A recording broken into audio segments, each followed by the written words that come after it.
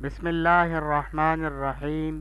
السلام علیکم ورحمۃ اللہ وبرکاتہ۔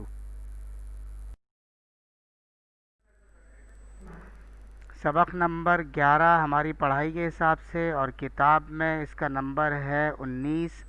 نام ہے دنیا اسلام۔ یہ ایک نظم ہے جس کے شاعر علامہ محمد اقبال ہیں۔ آج کی دینی ترغیب میں ایک خوبصورت اور آسمانی دعا یعنی قرآن کریم میں موجود ہے جو دعا والدین کے لیے، آج وہ ہم انشاءاللہ تعالی سیکھیں گے۔ تو دیکھیے وہ دعا کیا ہے، الفاظ ہیں اس کے: رب ارحمہما کما ربیانی صغیرا۔ دوبارہ پڑھ دیتا ہوں: رب ارحمہما کما ربیانی صغیرا۔ ترجمہ یہ ہے کہ اے میرے رب، جس طرح والدین نے مجھے رحمت و شفقت سے بچپن میں پالا ہے، اسی طرح تو بھی ان کے حال پر رحم فرما۔ یعنی جس طرح شفقت کے ساتھ اور رحمت کے ساتھ انہوں نے بچپن میں ہمیں پالا، یعنی ہم پر رحم کیا، تو بھی ان پر اسی طرح سے رحم فرما۔ تو یہ آج کی دعا ہے، اسے یاد کر لیجئے، ہو سکتا ہے بہت سو کو یاد ہو، جن کو یاد نہیں ہے وہ یاد کر لیں، اور اسے ہر فرض نماز کے بعد کم از کم ایک مرتبہ ضرور پڑھا کریں۔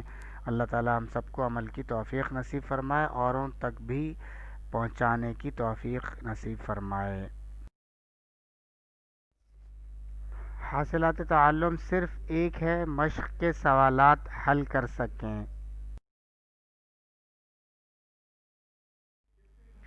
مشق کی طرف چلتے ہیں۔ سوال نمبر 1 ہے، درج ذیل سوالات کے جواب دیجیے۔ الف ہے، جاوید شہید کا تعلق کس شہر سے تھا؟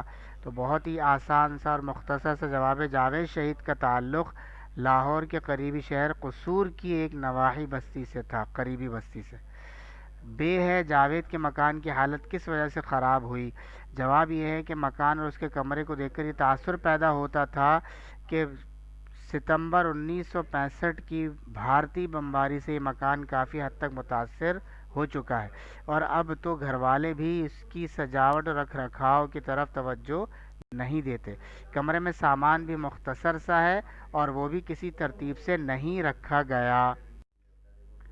سوال جیم ہے جی، رضیہ کیوں رو رہی تھی؟ جواب یہ ہے کہ رضیہ اپنے بھائی کی یاد میں رو رہی تھی، کیونکہ وہ اس کی سالگرہ کے دن اپنے پیسوں سے لیا ہوا ہار اس کے گلے میں ڈالنا چاہتی تھی، جبکہ اس کے بھائی کو عین اپنی سالگرہ کے دن ڈیوٹی پر حاضر ہونے کا حکم ملا اور وہ وطن کی محبت کو ترجیح دیتے ہوئے جان قربان کرنے کے لیے چلا گیا۔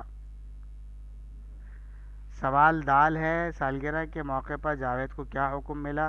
جواب یہ ہے کہ جاوید فوج میں تھا، 1965 میں پڑوسی ملک نے ہماری سرحدوں پر حملہ کر دیا تھا، اس لیے جاوید کو ڈیوٹی پر حاضر ہونے کا حکم ملا۔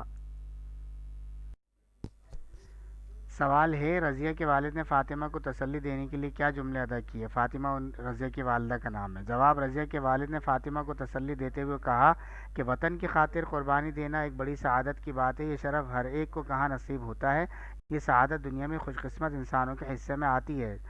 سوال واو، رضیہ نے سایہ دیکھ کر کس کا نام لیا؟ جواب، رضیہ کو کمرے میں ایک سایہ نظر آیا، وہ بھائی جان بھائی جان پکارنے لگی، یعنی بھائی کا نام لیا۔ سوال زی، شادہ نے ہار کو اٹھایا تو چیخ کر کیا بولی؟ جواب، شادہ نے ہار کو اٹھانے کی کوشش کی مگر اس نے چیخ مار کر ہاتھ ہٹا لیا۔ سب کے پوچھنے پر شادہ نے کہا کہ لہو لہو ہار پر لہو۔ سوال نمبر 2 کی طرف آتے ہیں، درج ذیل الفاظ و تراکیب کے معنی بتائیں اور ان الفاظ سے جملے بنائیں۔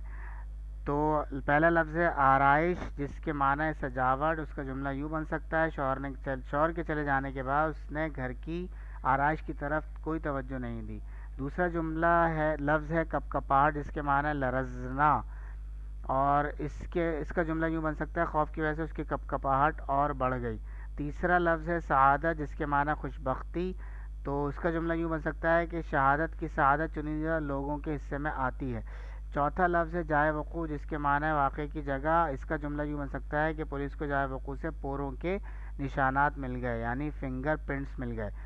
پانچواں لفظ ہے مدھم، جس کے معنی ہے ہلکی، اس کا جملہ یوں بن سکتا ہے مدھم روشنی میں اس کا چہرہ بہت ڈراؤنا لگ رہا تھا۔ چھٹا لفظ ہے شفق، جس کے معنی ہے سورج کے طلوع یا غروب کے وقت آسمان پر سرخی. تو اس کا جملہ یوں بن سکتا ہے جب سورج غروب ہوتا ہے تو شفق بآسانی دیکھی جا سکتی ہے. ساتواں جملہ ہے دم بخود، جس کے معنی ہے حیران. جملہ نہیں، لفظ. ساتواں لفظ ہے دم بخود، جس کے معنی ہے حیران. اس کا جملہ یوں بن سکتا ہے کہ معلم جبہ میں قدرت کے حسین نظارے دیکھ کر ہم دم بخود رہ گئے.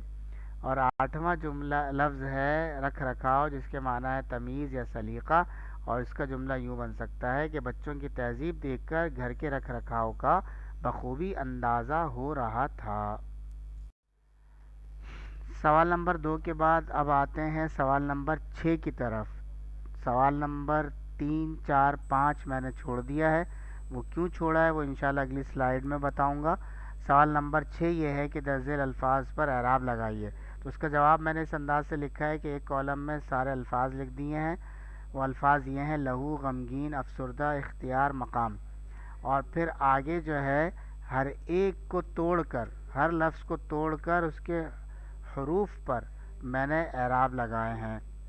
جیسے دیکھیے، جیسے لہو ہے تو لام پر زبر آئے گا، ہے پر پیش آئے گا اور واو پر جزم آئے گا، جس کو ظاہر کرنے کی ضرورت نہیں کیونکہ آخر میں آ رہا ہے. تو آسانی کے لیے آپ کے یہ انداز اپنایا. غمگین دیکھیے، غین پر زبر، میم پر جزم، گاف کے نیچے زیر، یہ پر جزم اور نون پہ بھی جزم ہے لیکن آخر میں ہے چونکہ اس لیے لگانے کی ضرورت نہیں ہے. افسردہ، الف پر زبر، فے ساکن، فے پر جزم، سین پر پیش، رے پر جزم، دال پر زبر اور ہے ساکن.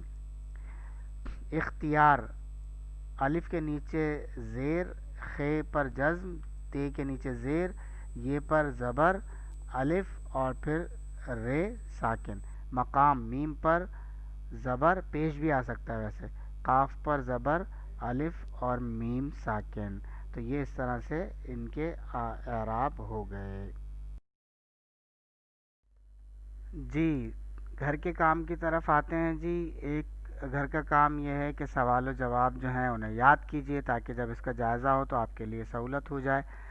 اور دوسرا ہے سوال نمبر 3 4 اور 5 یہ از خود کیجئے، لیکن کب؟ چھٹیوں میں. اگر چھٹیاں ہوئیں، چھٹیاں ہونے کی صورت میں سوال نمبر 3 4 اور 5 آپ کو چھٹیوں میں از خود کرنا ہے. یہ آپ کی چھٹیوں کا کام ہوگا. اب آپ سوال نمبر 3 4 5 کتاب سے دیکھ لیجئے گا جو کہ صفحہ نمبر 81 پر مشق میں موجود ہیں. وہاں پر سوال نمبر 3 4 5 آپ دیکھ لیں. اگر چھٹیاں ہوئیں تو یہ سوالات، 3 سوالات آپ کو از خود چھٹیوں میں کرنے ہوں گے. آج اتنا ہی. السلام علیکم ورحمۃ اللہ وبرکاتہ.